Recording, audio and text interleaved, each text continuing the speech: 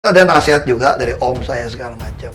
Lu boleh nggak sih nggak berlawanan sama orang? Saya bilang begini ceritanya. Kalau pintu keluar itu ke depan saya semua orang diinstruksikan untuk keluar. Tapi yang lain maunya nggak mau keluar gitu. Saya berjalan, pasti tabrak. Orang sedang ke belakang, saya lagi ke depan, pasti nabrak. Terus supaya nggak usah aksi dong, saya berdiri diam deh. Nabrak juga, kamu juga nggak seneng karena saya berdiri diam gitu kan? Benar.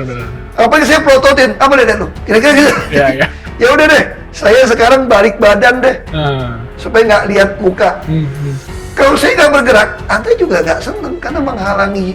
Harus kan? Iya. Maunya apa? Kalian pengen maksa saya Untuk ikut bareng gitu. jalan bareng. Ya. Itu yang masalah buat saya gitu. Terus kenapa nggak mau Pak searah sama mereka gitu? Apa sih yang bikin Bapak juga mau juga tertarik? Saya bilang Pak ini Ahok kan- pertama ya motivasi tadi ya. Ya, tapi maksudnya kayak Bapak juga sebenarnya nggak perlu korupsi juga, hidupnya udah cukup kan, Pak? Ah, itu juga teori yang salah juga sebenarnya. Itu teori yang salah juga. Jadi waktu di kampung, saya ingat banget tuh orang kampung. Saya kalau kampanye kan suka tanya kan, Bapak kenapa mesti pilih saya? Jadi bupati, wow. Karena Bapak sudah kaya, tidak mau korupsi lagi. Salah saya bilang. Mending lu cari yang miskin. Karena yang miskin ini mungkin dia baru pengen beli Honda Tiger waktu itu ada motor. Oh ya, masih keluar yang baru-baru. gede, baru gitu loh. Kalau saya udah pikir mau beli helikopter Honda. Skalanya beda. Jadi, terus saya maunya makan daging yang impor, gue bilang. Oke. Jadi, dia mungkin makan lokal udah enak sebelum dia naik kelas gitu. Jadi kalau dia asal milih orang karena dia kaya, salah. Harus pilih karakter teruji, saya bilang. Karena orang kaya, kalau memang dia korup, makin gede makannya. Karena kan dia butuhnya lebih banyak. Betul. Nah, saya ini motivasi, mesti lihat. Ya, bapak saya yang bilang, dan salah satu kasih motivasi, bapak saya. Waktu itu saya sempat mau pindah ke Kanada gitu loh. Karena lihat korup kan masukin barang, semua juga ditekan kan. Kontraktor juga gitu, saya mau pindah ke Kanada. Terus bapak saya bilang, kamu jangan pindah. Rakyat butuh kamu. Butuh apa? Ya butuh kamu lah, kamu sekolah tinggi di kampung aja dikerjain, gimana rakyat yang nggak sekolah. Terus, aduh saya bilang muka minyak babi kayak kita apa gunanya Pak? Bapak saya marah. Iya dong, kita kan cacatnya gampang banget nih. Untuk nekan saya kan cuma dua aja, muka minyak babi ya asing-asing, Cina lah, kafir lah, pokoknya udah percaya macam-macam lah. Betul. Tapi bapak saya bilang, jangan. Kamu percaya sama saya, satu hari kelak, rakyat akan milih kamu untuk memperjuangkan haknya mereka. Kamu nggak boleh pergi. Kamu harus stay di sini. Lo diam di sini. Ya udahlah, ngapain ribut sama bapak sendiri. Kalau gue diam, cita-cita sih mau jadi konglomerat aja gue pikir. Oke. Ada satu kalimat bapak saya ngomong, saya selalu berpikir, kalau saya konglomerat, gue bantu orang miskin yang banyak. Kita bisa ngatur pejabat supaya untuk lakukan kehendak kita. Wah, itu pikiran saya. Kalau saya bisa di konglomerat, saya bisa punya partai politik, lalu saya bisa menentukan siapa mau saya angkat jadi bupati, supaya kasih bantuan orang miskin yang membutuhkan, pokoknya yang pelajar, pendidikan, kesehatan, perumahan, infrastruktur, gua atur. Kau punya partai, Iya, benar. itu saya gabung partai gitu kan. Iya. Tapi saya ingat kalimat bapak saya. Itu zaman reformasi, kemudian bapak saya waktu itu belum meninggal, masih zamannya Orde Baru. Mana ada yang kuasain partai secara mayoritas? Iya sih. Partai juga bisa ribut kalau Internal ya. dalam orang masing-masing. Bapak saya bilang gitu, kamu pikir mau jadi konglomerat bisa bantu orang? Katakanlah di kampung kita sekarang, waktu itu upah minimum kabupaten itu 400 ribuan kalau nggak salah. Oke. Yang bapak saya. Bapak saya bilang gini, katakanlah kamu baik hati mau bagi 500 ribu sama orang kampung kita. Kamu bilang, udah tiap bulan saya bagi 1 miliar deh. Cuma dapat 2.000 orang. Di kampung kita ada 7.000 nih. Betul. Jadi bisa mati ke gencet tuh di pagar gara-gara dengar Ahok mau bagi tiap bulan 500.000 gitu. Bagi undiannya gimana? Coba kalau kamu jadi bupati, bapak saya bilang, kamu bisa membuat semua orang punya penghasilan seperti itu. Nah, jadi sebetulnya itu yang saya katakan, itu bapak saya bilang. jadi pejabat itu jauh menyenangkan. Lebih senang daripada ketika Anda untung 150.000 US dollar per bulan. Benar, kenapa? Misalnya contoh, saya kan suka cek HP. Kalau kita bangun mau ke toilet malam, terus iseng cek. Dulu BBM atau WhatsApp. Ya. Orang, Pak, saya mungkin serangan jantung, Pak. Karena kita ada grup WhatsApp, saya tinggal lempar aja ke bagian kesehatan. Ini ada alamat ini, ada telepon ini, kamu coba cek. Alamat mana? Itu langsung dia jalan, kita perintah. Ya. Iya dong? Ya. Termasuk ada orang gila, orang lapor sama saya. Ada orang gila di Semanggi. Jemput gitu. Wah, jalan-jalan telanjang. Saya tinggal lempar ke media sosial. Nggak sampai setengah jam, mereka udah kirim saya foto. Pak, udah dimandiin, udah rapi, pakai baju. Ya. Nah, itu senangnya. Ya. Saya kira kamu jadi Beda, orang ya. kaya pun tidak pernah punya kesenangan yang seperti itu. Kelas itu. Tapi kan sebenarnya itu balik lagi ke pribadi masing-masing, Pak. Kayak misalnya ada orang yang emang senang ngebantu orang, ada yang emang egois gitu. Nah, saya tuh lebih pengen tahu, Pak Ahok tuh waktu kecil tuh dididik kayak gimana sih, Pak, sampai jadi Ya, seorang saya Ahok kalau yang di sekarang? rumah bapak saya kan nama juga bukan paling kaya. Kalau kaya kan duit nggak bunyi ya. Iya, nggak bunyi. Tapi kalau kamu punya rumah gedung gede, Ya. pintu terbuka terus, semua orang dia nyari kamu lah. Kalau dia nggak nyari bapak saya kan. Iya. Jadi rumah saya dari kecil itu yang datang minta bantuan itu udah tiap hari itu. Apalagi zaman beras apa gitu. Nah, saya baru tahu ceritanya itu waktu bapak sama ibu saya itu bertengkar. Bertengkarnya apa? Bertengkar soal ibu saya anggap bapak saya itu tidak peduli apoteknya bangkrut. Mana mungkin bapak mau bikin bangkrut usaha mama gitu ya. Terus ibu saya sampai nangis, dia cerita, kamu nggak tahu bapakmu itu, kamu mati aja nggak peduli katanya. Kenapa, Pak?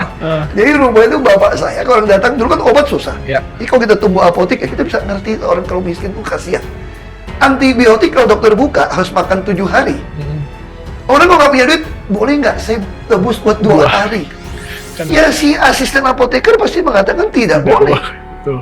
Ya Harus kan? habis soalnya. Kalau yang nggak boleh gitu, dia punya resep, dia lapor ke bapak saya, masukin bon saya. Gitu aja terus. Tapi masukin bon saya kagak pernah diganti.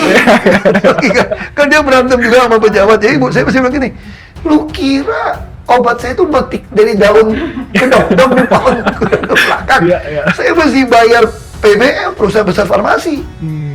Pinjam dulu, nanti saya dapat duit dari timah baru gue ganti. Wah, cekcok. Ya. Kalau nggak ada bayar obat, orang nggak mau datang kan. Ya. Jadi itu bertumpuk. Terus, tapi kenapa bilang saya mati? Ah, bu saya cerita.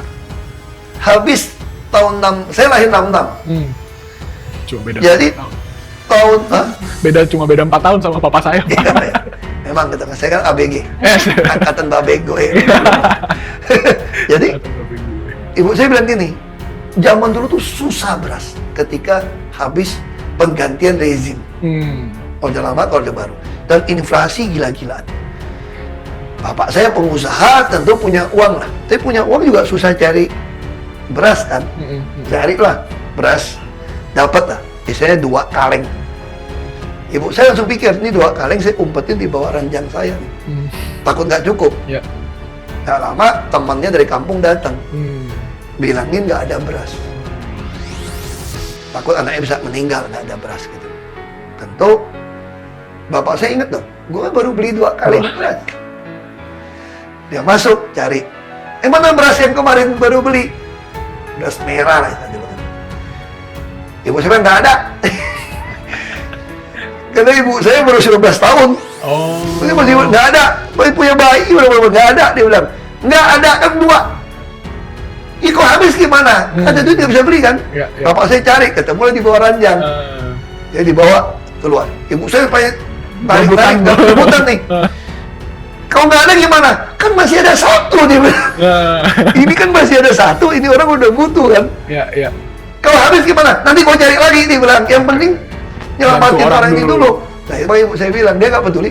Waktu bapak saya mau meninggal, saya tanya bapak saya soal ini. Terus dia nggak pernah cerita sama saya.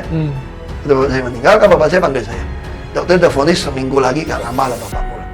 Terus saya tanya bapak saya, Bapak nggak mau umur lebih panjang, kita doa sama Tuhan apa gitu. Dia bilang nggak cukup saya katanya. Kalau memang udah mau dipanggil ya cukup. anak-anak saya pasti bisa hidup lah. Atau saya belum punya anak, nggak boleh cucu, cukup lah. Pasti kamu bisa didik cucu saya. Dia bilang. Nanti nggak usah dipikirin. Jadi cerita hutangnya. Saya ada hutang ini, dia punya catatan tuh. Nanti kamu bantu saya bayar. Padahal nggak ada harta, semua di bank. Bayar. Orang hutang papa mana? Itu nggak usah pikirin. Kalau dia ada duit, pasti dia datang bayar. Kalau nggak usah katanya. Nggak ada yang bayar tuh hutang. Kita yang bayar orang umumin. Nanti bapak saya bilang, Pak, saya mau tanya Pak. Bapak hari kita ngobrol ya. Apa? Kalau saya punya 100 rupiah Pak, orang minta 100 sama saya nggak mau kasih Pak. Saya punya 100, orang kasih, saya kasih 10 aja lah. Atau minimal 50 lah kalau terpaksa. Ini papa nggak punya, kok lu minjem, kasih. Tahu dari mana? Oh tahu dari mana? Ada Raja Ali cerita. Kapan ketemu? Saya cerita kalau waktu papa sakit, saya pulang ke Belitung kerja, ketemu gitu. Dia cerita apa? Terus saya ceritain. Soalnya gini, si Raja Ali miskin, gak ada duit, dia bilang. Zaman Orde Baru, lu jadi ketua DPR, ketua DPR kan ditakar gitu. Lu main hidup, gak ada duit. Ngutang, siapa mau minjamin duit? Udah sakit mau mati. Saya masih sehat, saya masih bisa ngutang. Kalau dia nggak bisa ngutang, paling mau ngutang kasih dia katanya. Jadi kalau kamu mau nolong orang, lu nggak usah pikirin agamanya apa kek, dia punya suku apa, dia partai aliran apa, kamu bantu aja. Dia cerita kayak gitu. Tapi saya bilang bapak sih gila banget tuh, nggak ada pinjem. Jadi saya mewarisi bapak saya itu nggak sampai setengahnya. Saya pakai logika dong. Ngapain nganggunin pinjem bank, bayar hutang gitu banyak. Seperti itu saya ganti bapak saya. Tiap hari ada orang datang bawa cek. Nah itu pengaruh di keluarga. Kita nggak bisa dapatkan semua yang kita inginkan gitu. Tapi hidup ini for your own good. Ketika kamu belajar, bersyukur dengan apa yang kamu punya. Tuh nggak mungkin kekurangan makan, kita sekolah, kerja sama siapapun. Itu yang bapak saya bilang waktu dia mau meninggal. Bapak nggak khawatir anak-anak bapak nggak makan. Bapak saya jawabnya sederhana sekali. Enggak. Kenapa Pak?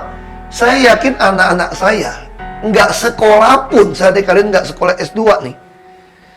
Saya yakin masih banyak orang mau mempekerjakan kalian, sekalipun nungguin gudangnya. Karena kalian jujur dan mau kerja, nggak malas. Kamu pasti mau digaji nungguin gudang supaya barang yang keluar masuk tuh nggak curang. Itu bapak saya berarti.